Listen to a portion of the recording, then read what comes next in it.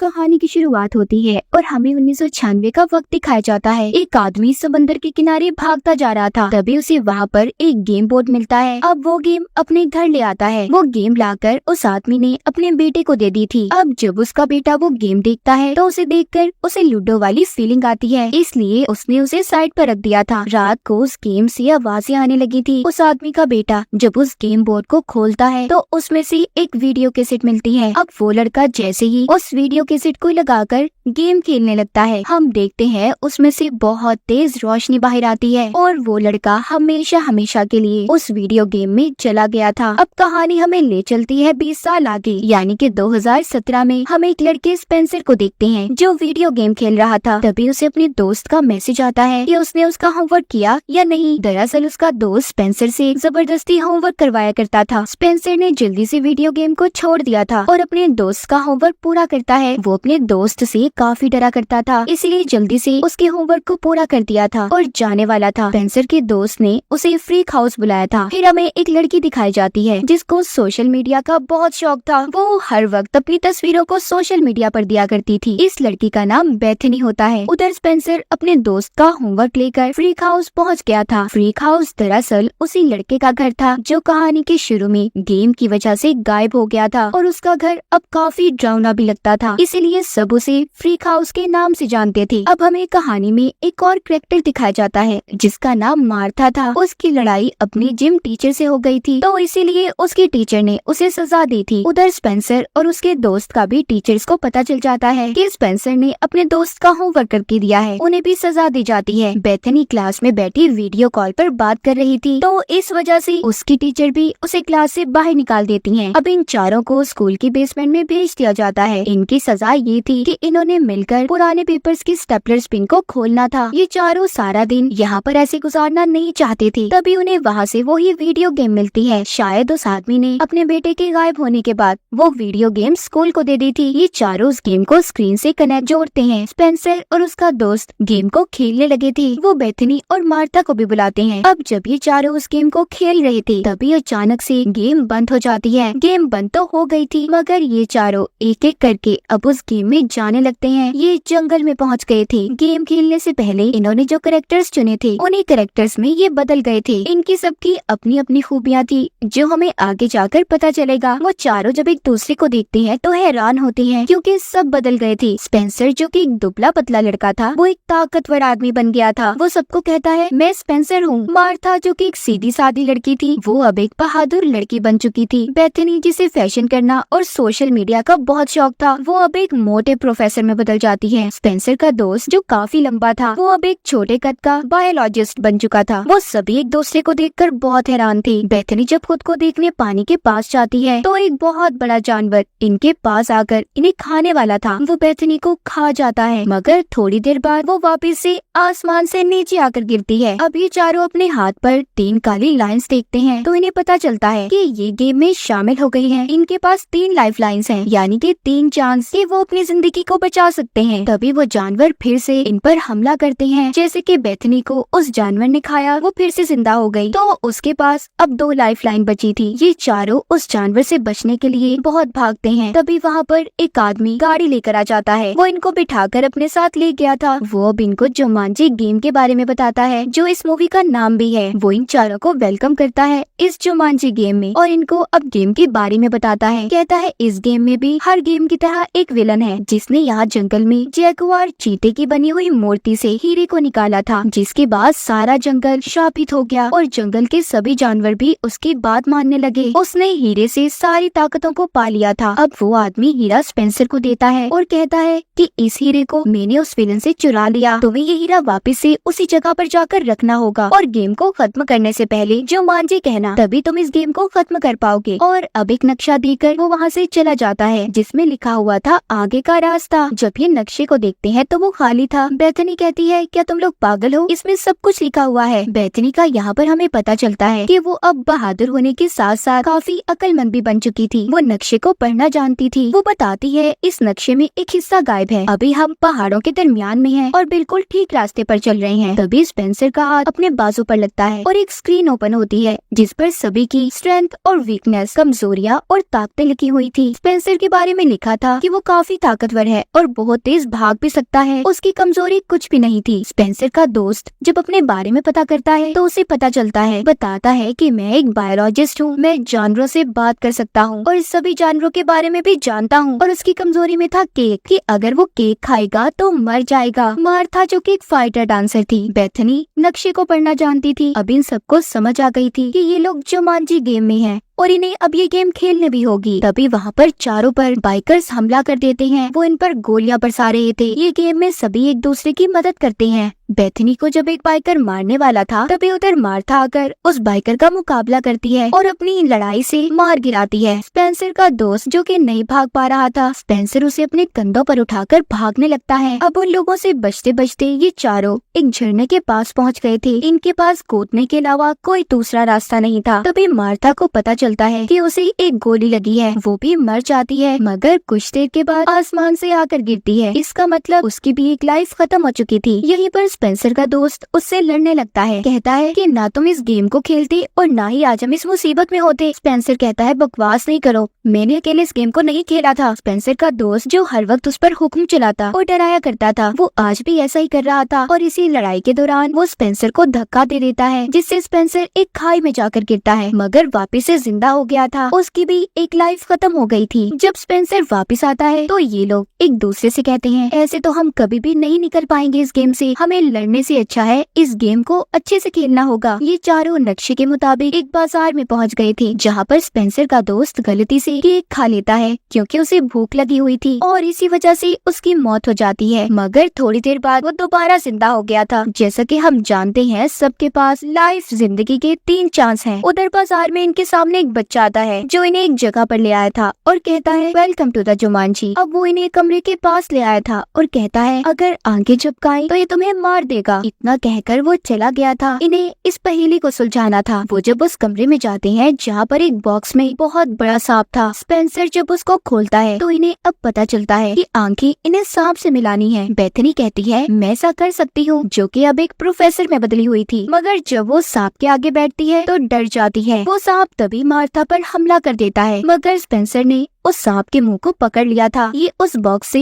एक पेपर को निकालते हैं। उन्हें उस पेपर में छोटा सा हाथी मिलता है। उसमें साथ ही ये भी लिखा हुआ था कि जैसे ही तुम हाथी को देखना तो चढ़ना शुरू कर दो। मगर ये सब सोचते हैं कि इनके नक्शे का ये आधा हिस्सा नहीं हो सकता। तभी यहाँ पर गेम के विलन के आदमी आ जाते हैं जो इन पर हमला करते हैं। अब तो वो खुद भी इनके सामने आ गया था और स्पेंसर से कहता है मेरा हीरा मुझे वापस कर दो। मगर तभी यहाँ पर एक लड़का बचाकर इन्हें ले गया था, जो कोई और नहीं बल्कि वही लड़का था जो कहानी के शुरू में गेम में चला गया था, जो 20 साल पहले गुम हुआ था। इसका नाम एलेक्स होता है। वो विलन के लोगों के सामने धुआं कर इन्हें बचाकर एक गार में ले आया था। अब जब ये उस गार के अंदर जाते हैं तो वहाँ पर इन्हें बहुत कुछ देखने को मिलता है। पहले इनके सामने सफेद रंग के ब्लेड आते हैं, फिर एक पानी की खाई जिसके अंदर बहुत बड़े बड़े मगरमच्छ थे। वो किसी न किसी तरह वहाँ से बाहर आ गए थे। अब एलेक्स इनको अपने बारे में बताता है कि मैं आज से 20 साल पहले इस गेम में फंसा था और अब तक नहीं निकल पाया। उधर विलन बहुत गुस्से में था क्योंकि उसे अपना हीरा अभी तक नहीं मिला था। इधर एलेक्स इन चारों को अपने घर ले आया था और बताता है कि मैं 20 साल से इधर ही रह रहा हूँ, मेरे पास सिर्फ अब एक लाइफ लाइन बची है, मैं अपनी जिंदगी को खतरे में नहीं डाल सकता। अब इनको यहाँ पर ये बात समझ आती है कि जिस नक्शे के आधे हिस्से को ये लोग ढूंढ रहे थे वो कोई और नहीं बल्कि ये लड़का एलेक्स ही है। इसी को इन्होंने गेम में ढूंढना था। ये सभी बहुत खुश थे, इन्होंने एलेक्स को ढूंढ लिया था। वो बताता है अब हमारी गेम का अगला लेवल एक ट्रांसपोर्टेशन शेड है, अगर हमने उसे पार कर लिया तभी हम उस पहाड़ पर पहुंच पाएंगे जहाँ पर हमने हीरे को लगाना है। ये जब उस जगह पर जाते हैं तो उधर 2 गार्ड्स पहरा दे रहे थे। ये ऐसे ही उनके सामने नहीं जा सकते थे क्योंकि इन्होंने अपनी लाइफ लाइन को भी बचाना था और न ही इनके पास कोई हथियार था। तो सभी ये फैसला करते हैं कि मार्था को इन गार्ड्स के सामने भेजेंगे जो जाकर उनका ध्यान भटकाएगी, क्योंकि इनके बीच में लड़की सिर्फ मार्था ही थी। अब बेथनी जो कि मोटे प्रोफेसर में बदल गई थी, वो मार्था को लड़कियों की अदाएं सिखाती है कि कैसे उसने जाकर गार्ड्स का ध्यान भटकाना है। अब मार्था गार्ड्स के पास चली तो गई थी मगर पागलों की तरह एक्टिंग करती है, उसे सही से एक्टिंग ही नहीं करने आती। तभी गार्ड्स वहाँ पर गाने को चला देते हैं। जैसा कि हमें पता है कि मार्था एक फाइटर डांसर थी, वो गाने को सुनते ही उन गार्ड्स पर हमला कर देती है। बहुत ही मजे से वो दोनों को मार रही थी। तभी पीछे के रास्ते से ये लोग उस शेड में चले जाते हैं। यहाँ से इन्हें एक चीज को लेना था। ये सब हेलीकॉप्टर को लेने का सोचते हैं। एलेक्स को हेलीकॉप्टर चलाने का कहते हैं क्योंकि और कोई हेलीकॉप्टर चलाना नहीं जानता था। था, मगर वो साफ इनकार कर देता है। नहीं नहीं, मैं नहीं चला सकता इसको, क्योंकि मेरे पास सिर्फ एक ही लाइफ बची है और मैं इतना बड़ा रिस्क खतरा अपनी जिंदगी के साथ नहीं ले सकता। मगर स्पेंसर के कहने पर एलेक्स उस हेलीकॉप्टर को चला लेता है। तभी इनके पीछे विलन के लोग भी आ गए थे। एलेक्स हेलीकॉप्टर को उड़ाता पहाड़ों के दरमियान से लेकर जा रहा था। तभी इनके पीछे मोटे मोटे गैंडे पड़ जाते हैं, जिन्होंने इनके हेलीकॉप्टर के पंखे को खराब कर दिया था। अब स्पेंसर ऊपर जाता है और पंखे को किसी तरह से उसने ठीक कर दिया था। एलेक्स जो कि हेलीकॉप्टर को उड़ा रहा था, जब वो उसे उड़ाकर ऊपर ले जाता है तो अब स्पेंसर के दोस्त को याद आता है कि हीरा उसके बैग से नीचे गिर गया है। सवाल अब ये था कि उसको लेने कौन जाएगा, क्योंकि उस हीरे के इर्द गिर्द बहुत बड़े बड़े जानवर घूम रहे थे। तभी स्पेंसर अपने दोस्त को धक्का दे देता है। सभी बहुत बड़े बड़े जानवर उसके दोस्त के पीछे पड़ जाते हैं। पीछे से स्पेंसर ने आकर उस हीरे को उठा लिया था। एलेक्स भी उसे बचा लेता है, मगर स्पेंसर के दोस्त को उन जानवरों ने मार दिया था। जब वो दोबारा से जिंदा होकर आसमान से नीचे गिरता है तो एलेक्स हेलीकॉप्टर को उल्टा करता है और तभी स्पेंसर ने अपने दोस्त के हाथ को पकड़कर उसे बचा लिया था। ये पहाड़ पर पहुंच गए थे और बहुत खुश होते हैं। तभी एक मच्छर एलेक्स को काट जाता है, जो उसकी कमजोरी थी। वो बेहोश हो जाता है। इधर कोई भी नहीं चाहता था कि वो एलेक्स को ऐसे ही छोड़कर आगे बढ़े। तभी यहाँ पर बेथनी अपनी एक लाइफ लाइन एलेक्स को दे देती है। एलेक्स तो जिंदा हो गया था, मगर बेथनी की एक लाइफ कम हो चुकी थी। ये उस जगह पर पहुंच जाती हैं जिधर चीते की मूर्ति बनी हुई थी। ये सब यहाँ पर आ तो गए थे, मगर आकर सोचते हैं कि इतना सब कुछ आसान नहीं हो सकता जितना हमें लग रहा है। कुछ ना कुछ तो गड़बड़ जरूर है। इनमें से स्पेंसर कहता है मैं जाऊंगा पहले इस रास्ते पर, मगर जब ये थोड़ा सा आगे बढ़ता है तो बहुत से जानवर इस पर हमला कर देते हैं। एक चीते ने स्पेंसर को मार दिया था। जब वो वापस से जिंदा होकर आता है तो यहाँ पर वो अपने दोस्तों को बताता है कि रास्ता बहुत ही खतरनाक है, हम ऐसे एक ही रास्ते पर नहीं चल सकते। मेरे पास एक आइडिया है, हमें अलग अलग रास्तों पर चलना होगा। जब ये सभी अलग अलग रास्ते पर चल रहे थे तो स्पेंसर के दोस्त को एक बहुत बड़ा हाथी मिलता है। उधर विलन ने बेथनी को पकड़ लिया था और स्पेंसर से कहता है जो हीरा तुम्हारे पास है मुझे दे दो, वरना मैं इसे यहीं पर मार दूंगा। तभी पीछे से स्पेंसर का दोस्त आता है, जिसके पास हीरा था। वो बहुत बड़े हाथी के ऊपर बैठा हुआ था। इधर बहुत से चीते उस पर हमला कर देते हैं। वो हीरा उसके हाथ से छूटकर ऊपर की तरफ गिर गया था। विलन भी बेथनी को छोड़ देता है। मार्ता यहाँ पर स्पेंसर से कहती है तुम ऊपर जाओ, हीरा मैं तुम्हें ला कर देती हूँ। अब स्पेंसर एक बाइक लेता है। उसने पहाड़ पर चढ़ना शुरू कर दिया था। उसकी राइडिंग बहुत ही शानदार थी। वो अपनी बाइक को नहीं रोकता और बस चढ़ता जा रहा था। उधर मार्ता जो हीरे को लेने गई थी तो देखती है हीरा बहुत से सांपों के बीच पड़ा हुआ है। उधर विलन भी आ गया था। यहाँ पर मार्ता जानबूझकर एक सांप पर पाँव रख देती है, जिससे सांप ने उसे काट लिया था। जब वो अपनी नई जिंदगी लेकर वापस आती है तो हवा में उड़ती हुई वो हीरा स्पेंसर को दे देती है। उस हीरे को स्पेंसर ने चीते की मूर्ति में लगा तो दिया था, मगर यहाँ पर कुछ भी नहीं होता। तभी सबको याद आता है कि